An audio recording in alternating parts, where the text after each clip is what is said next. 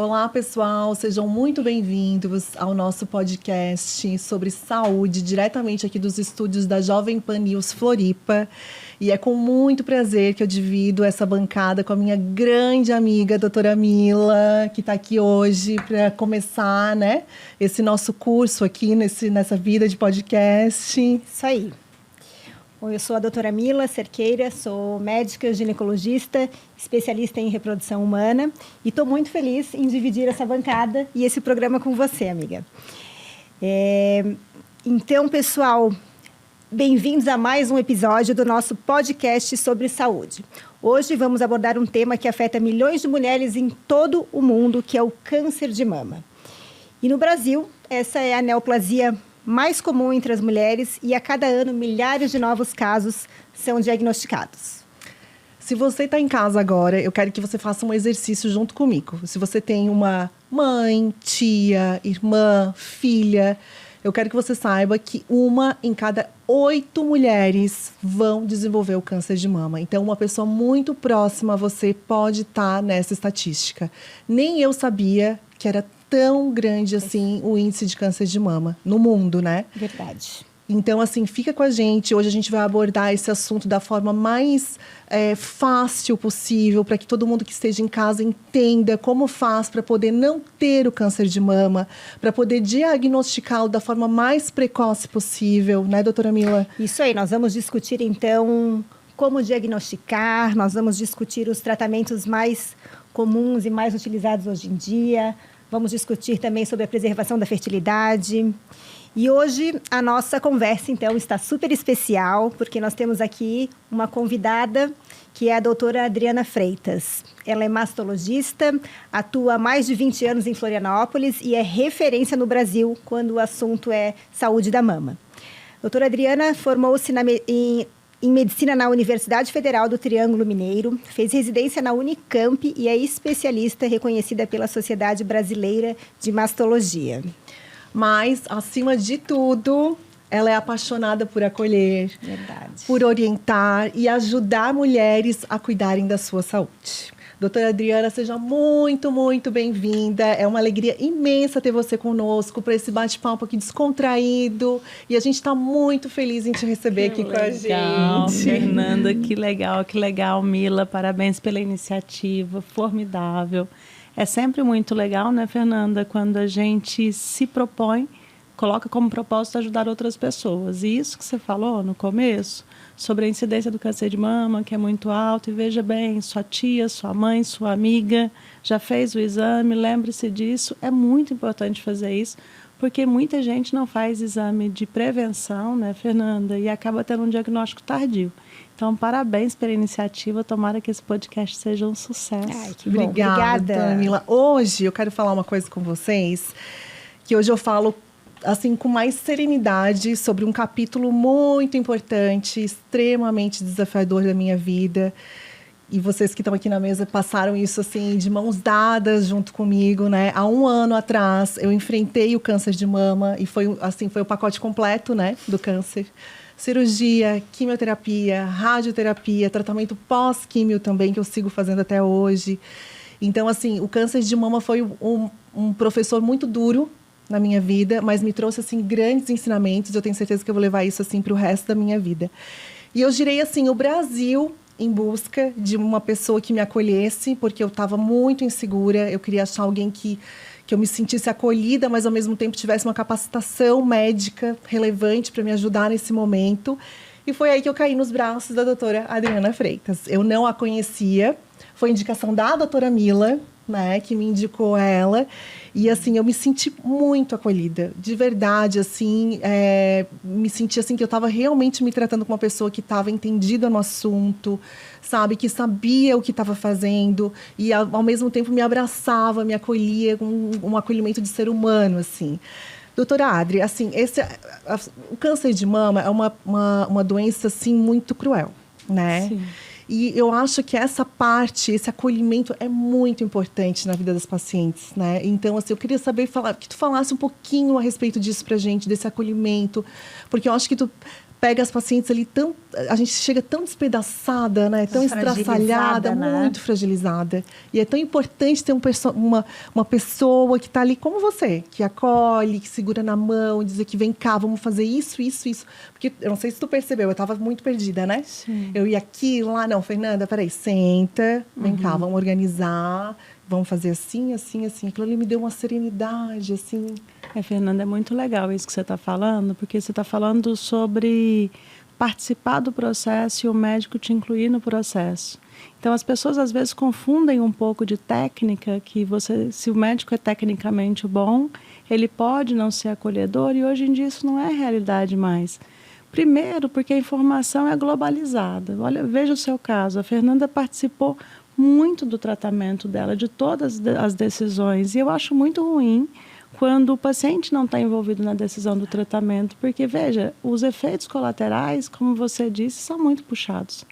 Se você está entendendo todo o processo, você passa pelo processo super bem. Exatamente. Se você está lá excluída das decisões, como você não fosse capaz de entender o que está acontecendo, não vai ser legal para você. Então, a gente entendeu, e a gente atualmente briga muito por isso, que o paciente ele é protagonista no tratamento, não é uma questão opcional ele entender sobre o que está acontecendo, ele precisa entender, e o médico precisa ser legal.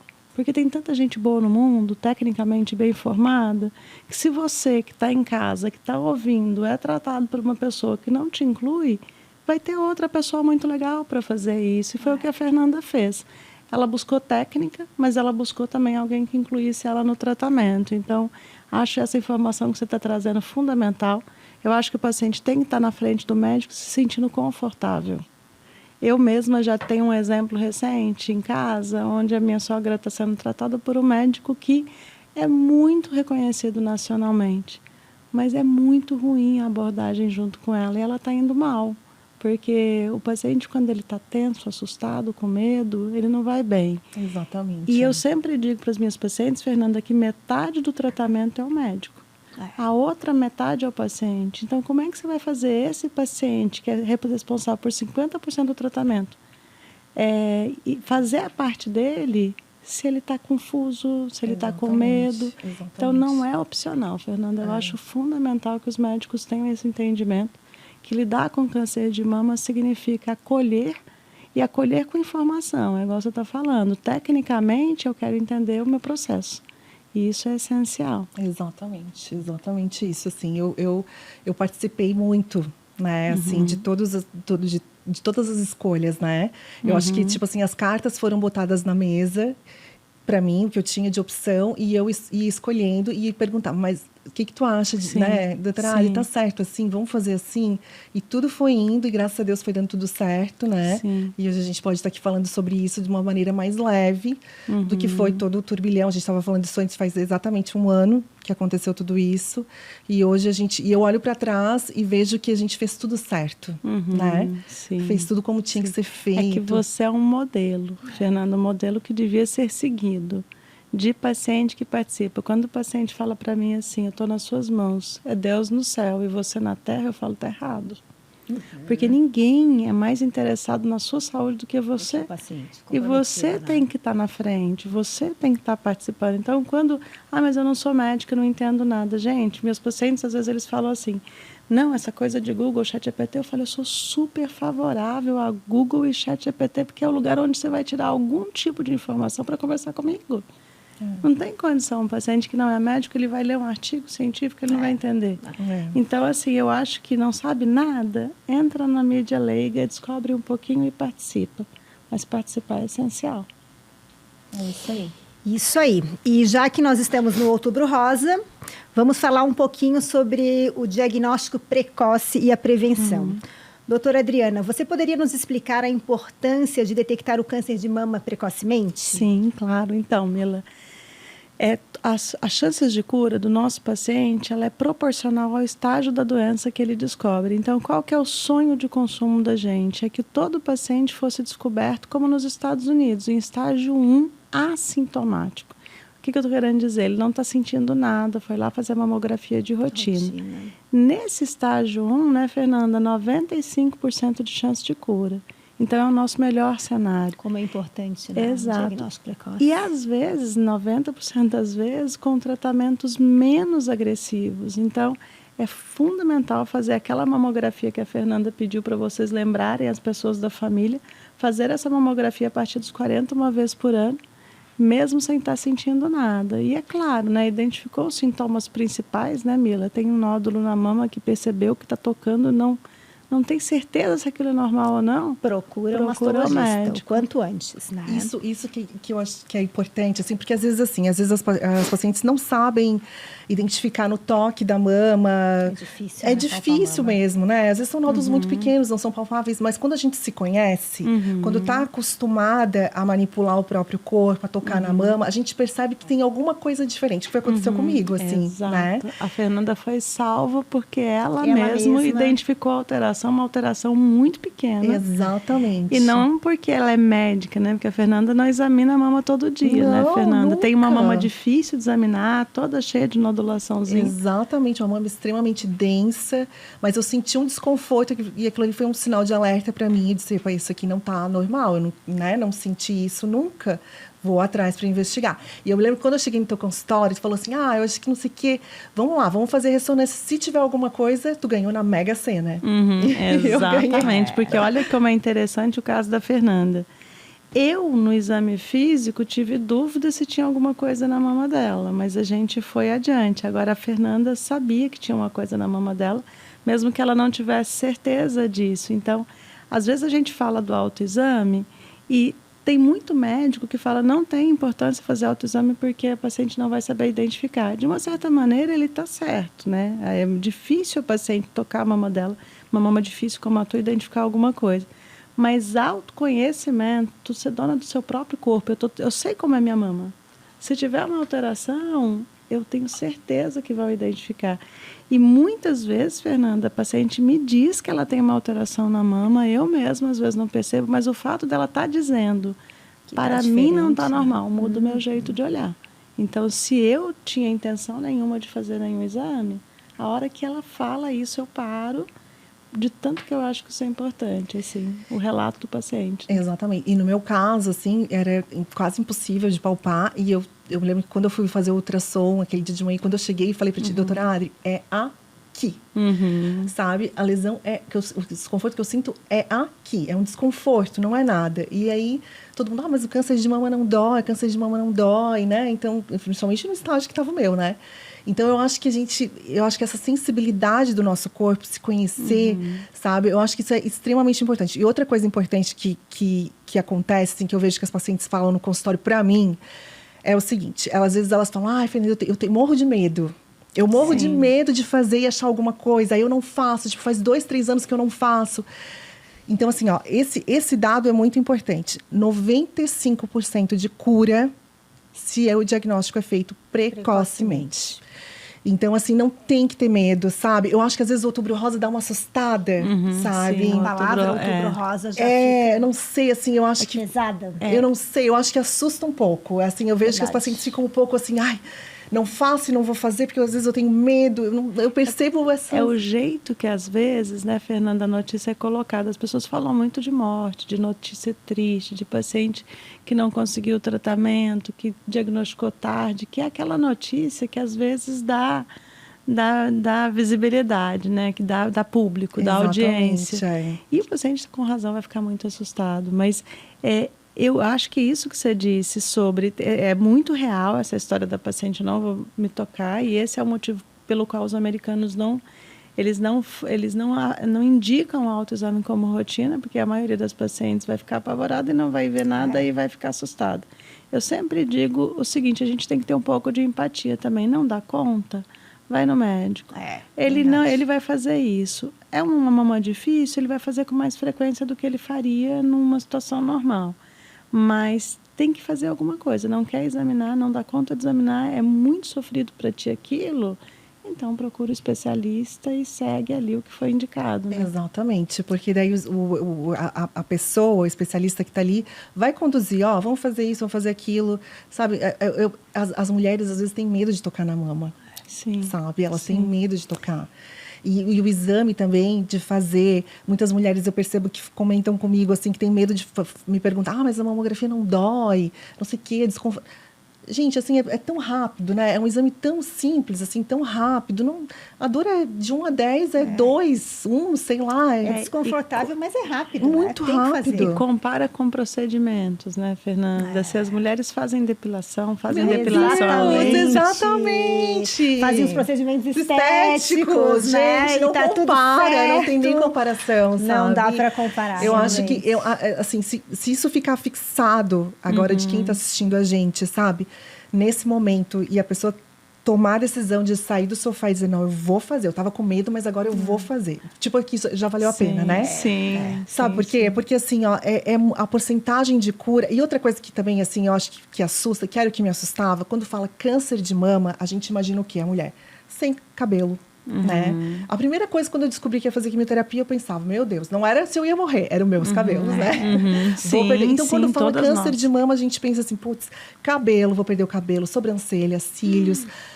Mas isso que é o mais importante. Se descobrir precocemente, não vai precisar fazer quimioterapia. Quantas pacientes descobrem e não precisam nem tirar a mama toda, não é? Exato. No estágio 1, eu estou para dizer que 70% das pacientes não vão fazer quimioterapia, não vão tirar a mama e o tratamento vai ser bem pequeno.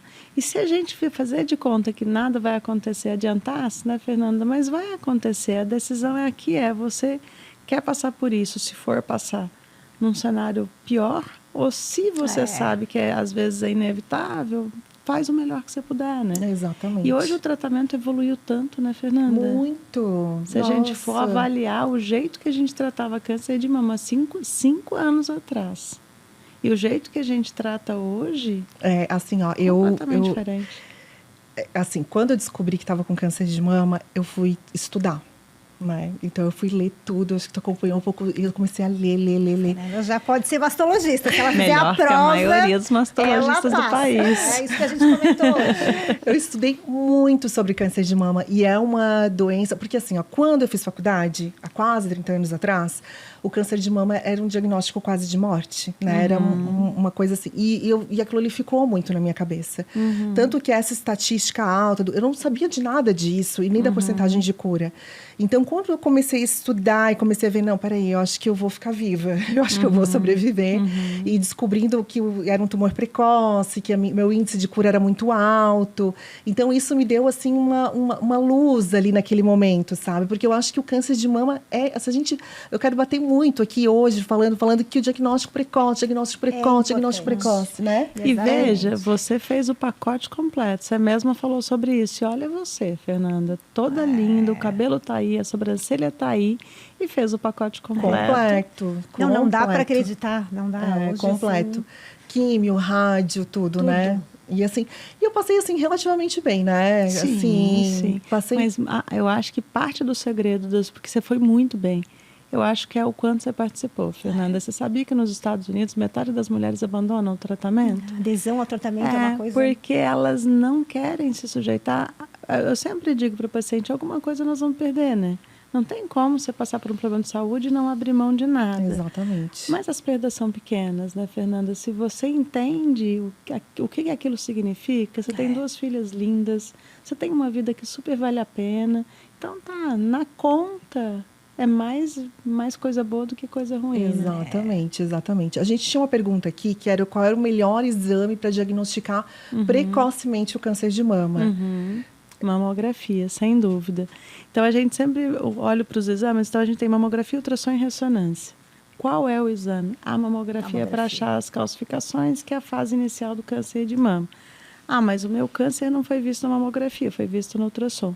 Toda paciente que tem uma mama mais difícil... Então, assim, vamos pensar que a mamografia, esse é o exame, esse que todo mundo fala tanto dele, às vezes nem tão bem, para ser feito uma vez por ano a partir dos 40 anos. Tem uma mama densa como a sua, tem prótese de silicone, aí a gente vai complementar, né, Mila? Com ultrassom, com a ultrassonografia. Então, a ultrassonografia é um exame complementar, mas o exame mais importante é a mamografia. Ainda é a mamografia, né? Que a gente vê ao contrário, né? A gente vê que muitas mulheres preferem fazer o ultrassom, porque é o exame mais simples, mas não sabem a importância da mamografia inicialmente. Uma pergunta também que nos fazem é se não tem o câncer de mama na família, qual que é a chance de eu desenvolvê-lo? Então, veja, 90% das mulheres com câncer de mama não tem ninguém na família. Então, o câncer de mama hereditário, ele é extremamente raro. Então, para você ter câncer de mama, você tem que ser mulher. Você tem que ter 2 mamas. Basta ser mulher. Esse é o fator de risco. Agora, se eu for selecionar paciente por histórico familiar, eu vou perder 90% das pacientes do consultório.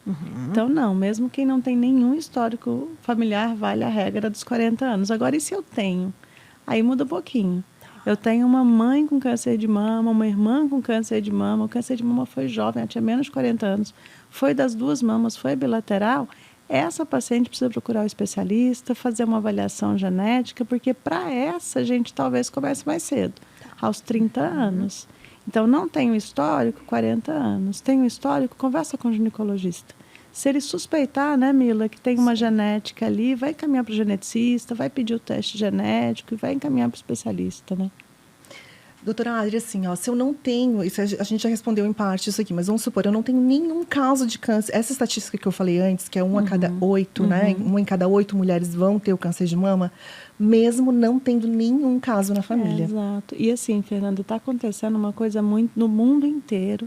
Aumento de câncer de mama em pacientes jovens, são pacientes com menos de 40 anos. Então, assim, se a gente for olhar a curva de incidência, ela está subindo em pacientes que são jovens e pacientes que não têm histórico familiar. Que é aquela paciente que às vezes palpa o nódulo, as pessoas falam, mas isso não é nada da menstruação. Isso aí daqui a pouco vai passar. E ela fica ali e não dá bola nenhuma. Porque é jovem, né? Porque é jovem. Porque acha que é só uma coisa simples. Exato. Né? Então, essa regra não devia existir, né? Eu tenho atendido também sou ginecologista, tenho atendido muitas pacientes com menos de 40 anos, com 20 e poucos, 30 anos, que vêm encaminhada pelos mastologistas e pelos oncologistas para preservar a fertilidade. Então, é bem importante a gente tocar nesse assunto também. Muito importante. Né? Porque muitas vezes, quando a gente recebe o diagnóstico de câncer, a gente não quer pensar se vai ter filho ou não.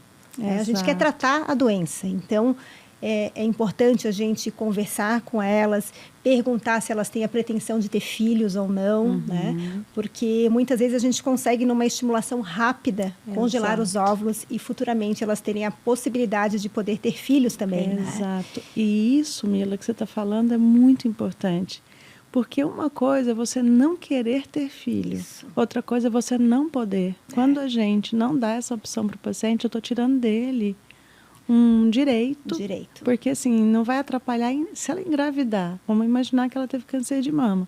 E ela quer engravidar, o câncer de mama não impede de ter filhos. Exatamente. Ela vai passar o tempo que tiver passar e depois vai fazer, vai engravidar. Agora, talvez ela não consiga engravidar pelos efeitos da quimioterapia que vai estragar o ovário dela, vai diminuir a chance de fertilidade. Aí, se você, né, Mila, tiver atendido, preservado os óvulos dela, aquilo às vezes é a única chance que ela vai ter.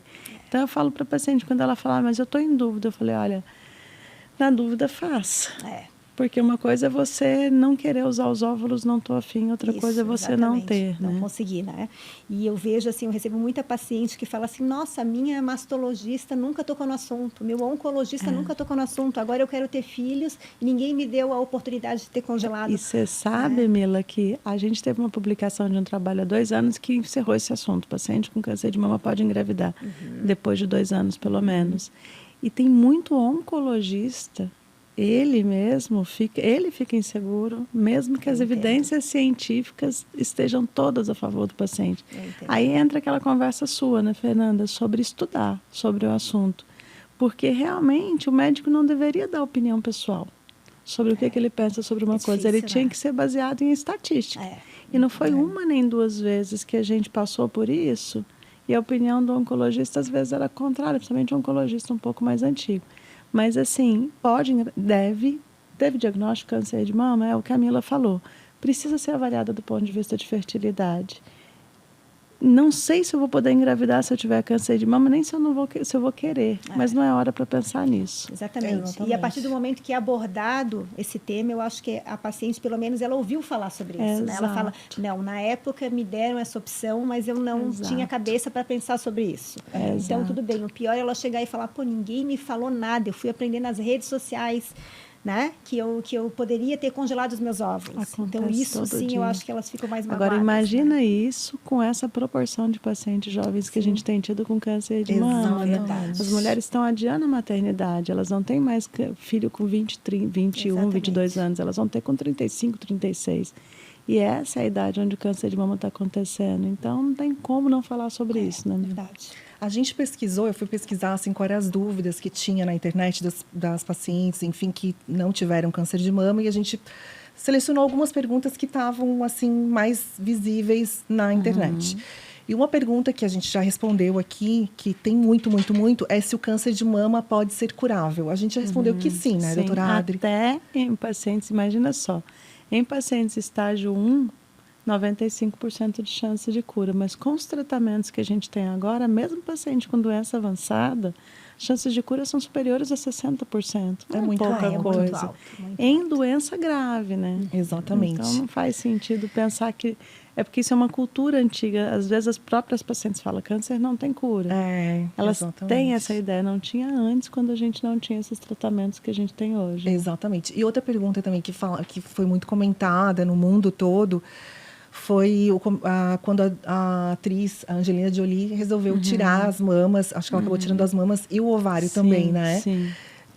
Eu não sei se tu acompanhou um pouco esse caso dela e o porquê que ela fez isso, sabe? Sim. Se isso é indicado para todo mundo, já que é um Então. câncer tão incidente assim, ou ela tinha um caso específico dela?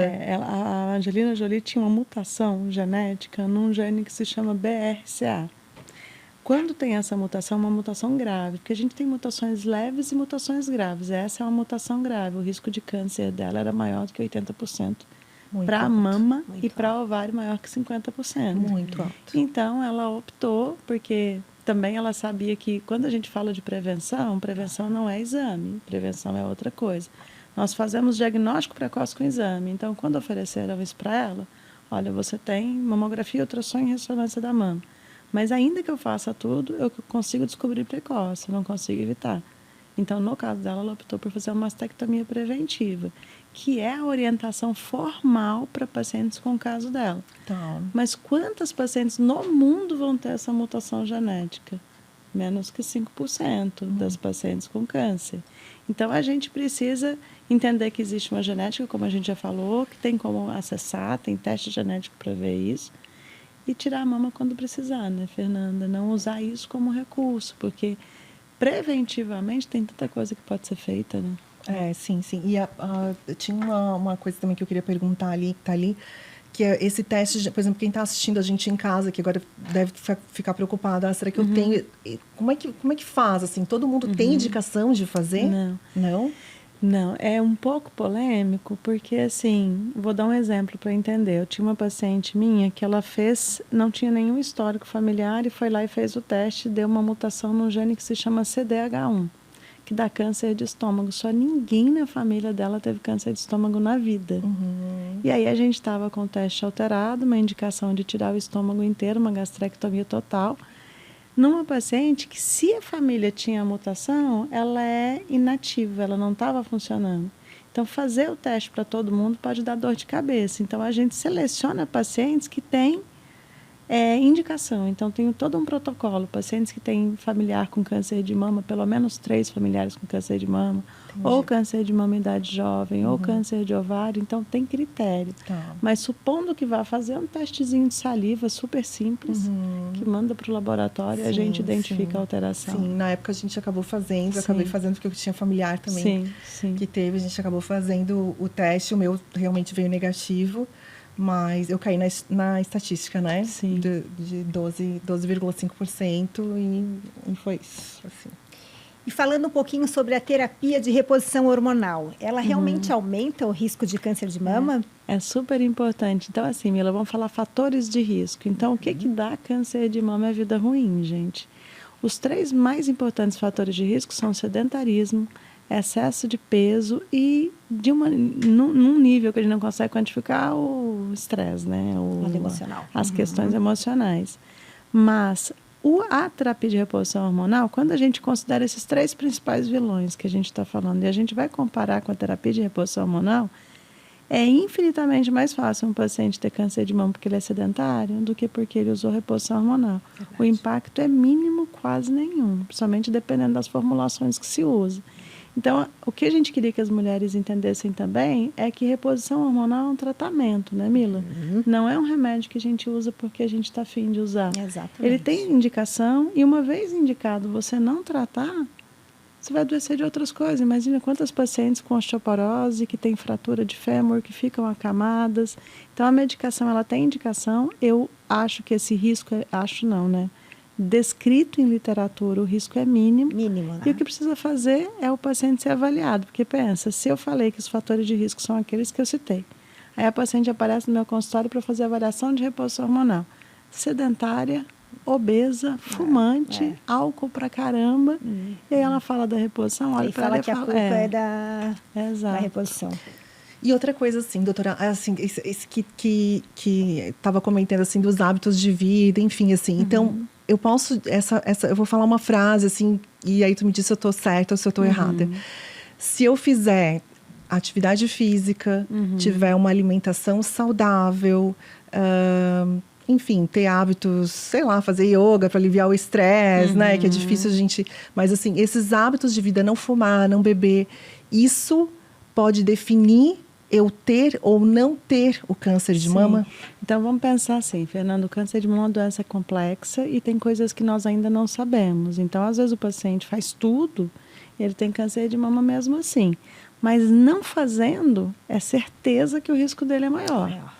Então, se você me perguntar, eu vou dar um outro caso de uma paciente minha que ela estava fazendo quimioterapia e estava brigando pela guarda da filha.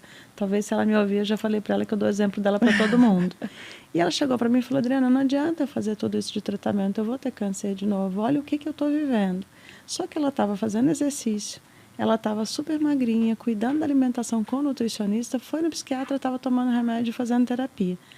O que dá câncer não é você ter problema, porque quem que não tem, né, Mila? É verdade. É não Todo manejar, mundo tem, é ser irresponsável com a saúde, é a gente saber que as coisas não estão boas e tá largando, né? Então, eu olhei para ela e falei, não, você está super bem manejada, câncer é que você não vai ter, porque você está fazendo a tua parte. Então, o que eu digo é, teve câncer de mama, acabou a conversa, não é mais negociável, né, Fernanda? Tem uma parte de 50% que é sua e você precisa fazer bem. Não teve câncer de mama e essa conversa é sobre prevenção.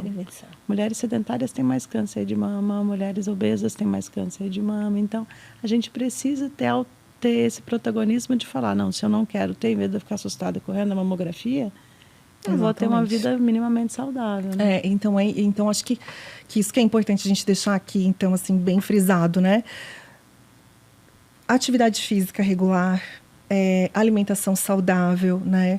O fumo, né? Evitar o fumo, esses vape também, essas outras coisas, tudo da vida, o álcool. Então, a gente sabe que isso pode realmente ser um fator causador. Isso, exatamente, para não desenvolver o câncer de...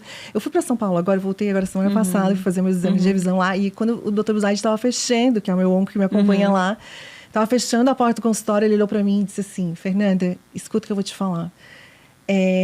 Exercício físico e alimentação não é uma escolha para ti, é uma obrigação. Isso é o teu remédio. E aquilo ali, assim, sabe, entrou na minha mente de uma forma... Espetáculo. Porque realmente a alimentação e atividade física, não só, claro, para mim, porque passei por todo o processo, mas para quem está em casa nos assistindo também, que pensa, não quero ter nenhum tipo de câncer, então vou buscar. Eu não sei se essa estatística está certa, mas em algum momento nessa minha caminhada, eu li em algum lugar que a atividade física poderia proteger para não ter o câncer de mama em 40%. Na verdade, talvez um benefício absoluto, um benefício relativo, mas vamos colocar de um jeito que o público entenda, que esse 40% ele é real dependendo do jeito que você olha, né, Fernanda? Mas praticar exercício 3 vezes por semana, 150 minutos no total, pelo menos 3 vezes e fechar com 150 minutos de um exercício que seja aeróbico. Se der para fazer exercício de força, então é sonho, você conseguir fazer as duas coisas. Mas 150 minutos reduz em 4 vezes o teu risco pessoal de ter câncer. Então, vamos imaginar que meu risco é 2%. Eu reduzo 4 vezes os meus 2% se eu faço atividade física. É bastante coisa. É muito bastante. Imagina só que as minhas pacientes tomam medicação para prevenir câncer, que tamoxifeno e etc. o impacto somado do exercício e controle de peso é maior do que o do remédio. Exatamente. E elas tomam um remédio cheio de efeito colateral, mas não fazem exercício, não cuidam da alimentação. Exatamente, assim. Então, isso ficou gravado ali na minha cabeça, sabe? Fernanda, atividade física e alimentação saudável é remédio. Então, hoje eu tô, assim, bem xiita, assim, nessa parte, porque eu sei que isso pode ser pode definir meu futuro. Não quero passar por aquilo mais, né? Não quero, de jeito nenhum, assim. Eu mudei totalmente, né? Mudei várias coisas na minha vida, assim. Fiz uma faxina em vários setores, assim. E eu, quando eu fico com preguiça, eu sempre me lembro de ti também, falando, Mila, 2 vezes por semana, então nem faz. 3 vezes por semana. Na força do ódio a gente vai. Porque a gente precisa parar de negociar, né, Mila? Porque às vezes os pacientes falam assim, Adriana, mas eu estou fazendo uma, eu tento, eu consigo uma. Eu falei, gente, a semana tem 7 dias. Porque às vezes as pacientes, elas são cuidadoras, elas cuidam dos outros, não cuidam delas. Às vezes, para atingir, eu falo, olha, tu é mãe dos teus filhos. Como é que você trata a mãe dos teus filhos? Que tu vai fazer muita falta para eles. Então, talvez aí, nesse cenário, elas saiam por causa do outro, né? Porque às vezes ela não sai por ela, né? Doutora Adri, eu quero fazer uma pergunta, porque assim, eu acho que todas nós aqui, a gente tem no consultório muitas pacientes que estão usando as canetas emagrecedoras aí. O Wegovy, Mounjaro, essas todas aí. É muita mulher usando, homem também, né? O planeta todo está usando. E eu queria, assim, eu não sei se a gente já tem essa resposta, porque elas são relativamente novas, mas se elas têm alguma relação com, especificamente no teu caso, com o câncer de mama, sabe? Então, eu tenho medo do que eu vou dizer. Mas então vocês têm que olhar com parcimônia. Então, veja que a caneta é remédio, né? Então, remédio a gente usa em que cenário? Quando a gente tem um problema. A gente não usa remédio para substituir a estratégia de vida. A caneta, a gente teve uma publicação mostrando que poderia aumentar o risco, mas era um trabalho de muito má qualidade. Muito má qualidade. Então, a gente não fala isso. Fala até o contrário, Fernanda. Então, a paciente que está acima do peso, hoje tem uma indicação formal da gente entrar com estratégia para reduzir peso se ela não conseguiu com as medidas convencionais. Então, eu acho que você tem razão sobre a irresponsabilidade na prescrição. São medicações novas que a gente está usando num número gigante de pacientes e que a gente não sabe os efeitos de longo prazo. Então, se tem indicação, tem que usar. Não vai ter problema para câncer de mama. Se você tem câncer de mama e está acima do peso, você precisa procurar alguém para conversar sobre esse assunto. Tá. Agora, usar de maneira irresponsável é complicado, né, Fernanda? Deixa eu perguntar também uma pergunta que sempre me fazem, é com relação ao chip de implante hormonal. Qual que é a tua posição? Né? Então, a gente entrou numa fase, Mila, você que já faz ginecologia e tem bastante experiência, que as mulheres, agora parece que a menopausa acabou de ser inventada, né? Meu Deus, nunca vi. E todos os sintomas que elas têm são atribuídos à menopausa. E aí entrou um grupo de médicos com uma fachada bem legal sobre sua saúde, estou preocupada com você. E com essa bandeira, eles inventaram o chip da beleza como se ele fosse uma estratégia segura para as pacientes. Então, não existem publicações para prescrever chip de beleza com segurança. Assunto encerrado. Ah, não, mas veja bem, tem trabalho. Aí, quanto você conversa com alguém que prescreve, manda aqueles trabalhos péssimos, que não passa no rigor científico, então os pacientes acabam ficando sujeitos a uma medicação que, no mínimo, é muito arriscada. Então, veja, a gente está pegando pacientes no consultório, a gente tem um nível de testosterona que a gente suporta. As pacientes estão aparecendo todas elas com anabolizadas, né? Então, o chip de beleza é anabolizante, a gente nunca foi favorável com anabolizante, não vai ser agora, né? Exatamente, a mulher nunca teve tanta testosterona como hoje em dia, né? Exato. Meu Deus. Muito. E às vezes não é nem o problema do câncer de mama, né? Eu tive há pouco tempo uma paciente que teve uma trombose cardíaca, trombose gravíssima, ela ficou 32 dias internada e hoje tem insuficiência cardíaca. Ela não anda daqui até na esquina sem sentir falta de ar. E ela é uma pessoa saudável.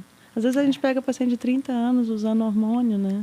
E com alteração hepática já, sabe? Alteração hepática eu já peguei no meu consultório, assim, muitas pacientes minhas que a gente faz, que às vezes eu vou ter que... Porque o que acontece? Acaba tendo acne, né? E acaba que às vezes eu tenho que entrar com medicamento para acne. Esse medicamento para acne também é hepatotóxico, vou dosar as enzimas e acontece assim muito frequentemente de estar com alteração hepática e já ter que ir para um médico para poder tratar essa alteração que muitas vezes pode ser reversível, né? Então, assim, é uma coisa, assim, descabida, né? Foi uma coisa, assim... Eu não sei se isso é só no Brasil, se no resto do mundo também. Brasil, é uma jabuticaba brasileira. Né? É uma coisa mais daqui, a gente não... Tanto é que a gente não tem muitos estudos, né? Os implantes, até que a gente viu, há pouco tempo, a gente teve uma conversa com uma ginecologista americana que está testando e está fazendo um trabalho sobre isso. Mas jamais nessa proporção que acontece aqui. Coisa daqui. Bom, antes da gente fazer umas perguntas mais rápidas, eu quero só, assim, resumir tudo que a gente conversou aqui, assim, para fixar, porque isso eu quero que fique para quem está assistindo a gente em casa, assim, se a gente conseguir que alguém está assistindo a gente agora, né, que vá fazer a mamografia. Então, assim, esse fica aqui, então, a mamografia é o principal exame, né, doutora Adri? Exato. O câncer de mama não é aquela figura da mulher sem cabelo. Exato. Não, eu sou aqui, Fernanda, né? Sou a figura de uma mulher que teve câncer de mama e passou por todo o processo. Porque eu acho que esse é o medo, né, de fazer o exame, às vezes leva as pessoas a não fazerem. Então, assim, resumindo que o câncer de mama pode ser quase 100% curável. Exato. Né? A porcentagem de cura é muito alta. Então, os hábitos de vida também podem estar influenciando nisso. Então, assim, exames precoces. Porque existem 2 tipos de diagnóstico, né? O diagnóstico precoce, que é o secundário, e o diagnóstico e o primário, que fala, não? Na verdade, a gente tem prevenção primária. Prevenção primária, que a gente conversou aqui sobre exercício. Isso, prevenção. Controlar peso e prevenção secundária, que é com os exames de imagem. Isso aí. Vai, Mila, começa lá. Agora é um bate-bola. Então, vamos lá, o bate-bola. Mitos e verdades. Prótese de silicone pode causar câncer de mama? Não. Ok. Desodorante com alumínio. Isso eu recebo muito no meu consultório. Os pacientes me perguntam muito. Pode causar câncer de mama? Não. Mas o alumínio é um vilão, isso é real. A questão, Fernanda, é que a quantidade, né? Imagina, a paciente não usa desodorante com alumínio, mas vai ali no restaurante almoçar e a comida foi feita numa panela de alumínio. É infinitamente mais. Então, assim, o alumínio realmente ele é um vilão. O desodorante não... Eu, Adriana, uso desodorante com alumínio. O desodorante aprovado pela Anvisa. Vou lá, olha a embalagem, está aprovado pela Anvisa, é aquele que eu vou usar. Mas se a paciente, porque é muito caro, né, Fernanda? Fala assim, não, eu posso escolher, eu vou escolher um sem alumínio, eu falo, parabéns, está excelente, é isso mesmo. Mas falar para ela, você tem que usar desodorante só que não tem alumínio, não seria verdadeiro. Né? Porque assim, o que acontece? Isso cai um pouco na minha área, assim, e os estudos que tem, eles são difíceis de ser feitos, sabe? Nunca gente... vão ser feitos. Exatamente. Né? O que tem, assim, tem poucos que são muito mal feitos, então a gente não pode confiar nos resultados que eles nos fornecem. Assim, Fernanda, né? Eu acabei por optar por não usar o desodorante com alumínio, porque a gente tem um pouquinho de absorção transdérmica. Assim, a absorção é ínfima, porque a quantidade que tem ali é muito pouco. E é muito polêmico eu falar sobre isso aqui, né? Principalmente eu que sou médica e tive câncer de mama, mas eu, assim, pelo não, optei por não usar, por conta que eu acho que a gente tem absorção transdérmica, por mais que a quantidade seja pequena.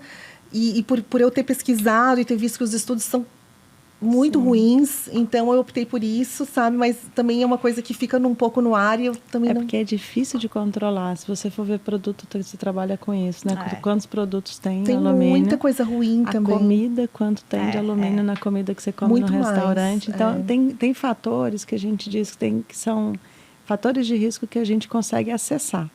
Exercício, etc. Tem outros que são além do nosso alcance. Agora, é igual você está dizendo, se eu posso... exatamente. Não, né? Exatamente. Então, vamos lá. Melatonina pode proteger contra o câncer de mama? Não. Isso aí tá na internet, assim, tá meio viral agora falando em relação da melatonina e tal. Então, não. Os endocrinologistas vão enlouquecer.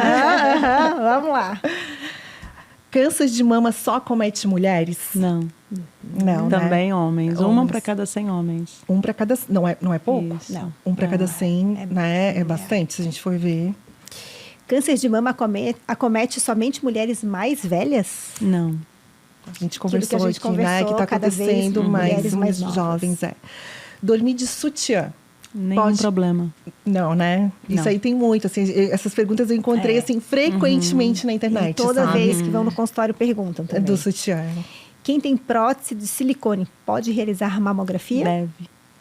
Beleza. Doutora Adri, assim, eu queria que tu falasse para nós as tuas considerações finais, um resumo, sabe? Eu queria que ficasse Se alguém em casa que está assistindo a gente agora, que chegasse nessa pessoa que está sentadinha ali agora nos ouvindo, o que tu queria falar, o que tu quer falar? Porque acho que a gente vai atingir bastante gente, né? Com esse programa aqui. Eu queria que tu desse teu recado. Sim, então o recado é o seguinte, pessoal. Câncer de mama é a doença mais frequente no mundo entre os cânceres das mulheres. É a doença que mais mata as mulheres no mundo e no Brasil especificamente mata porque elas têm diagnóstico tardio. Então, a única arma que nós temos contra a arma eficaz é o diagnóstico precoce e as estratégias de prevenção. As estratégias de prevenção estão completamente na sua mão. Então, escolher ter uma vida saudável, fazer os exames de rotina é o que você pode fazer por você. E você que teve câncer de mama, que está tratando câncer de mama, a Fernanda falou coisas que são muito importantes. Escolha quem vai tratar você e escolha por confiança. Você precisa estar se sentindo segura, estar se sentindo acolhida e a informação para você tem que fazer sentido. Isso é a primeira coisa. E participe do processo. Então, participe do processo. Que olhar para a Fernanda linda desse jeito, não tem fórmula não é segredo nenhum. É fazer o que tem que ser feito, fazer do jeito certo, participar do processo, aceitar, né, Fernanda? Não é castigo, né? Quem não vai adoecer na vida, né, Mila? Exatamente. Todo mundo vai ter um problema de saúde. Na vez que a gente chegou, é o nosso problema de saúde, faz como a Fernanda fez. Isso aí, ó. Me tira de letra. Maravilhosa, tirou de letra, está aqui conosco apresentando esse podcast. Um ano, né? Está fazendo um ano agora. E está aí passando fé e confiança e também mas eu tive muita sorte. Adriana. Eu quero falar que eu tive muita sorte de ter minhas amigas do meu lado, de ter a doutora Adri, apoio, né? A minha rede de apoio foi muito... assim, nós lá no consultório, eu me lembro quando a doutora Adri falou, Fernanda, realmente deu câncer, meu marido do lado começou a chorar. E eu ali forte, né? Ela assim, tu esperava, eu digo, ai, não sei.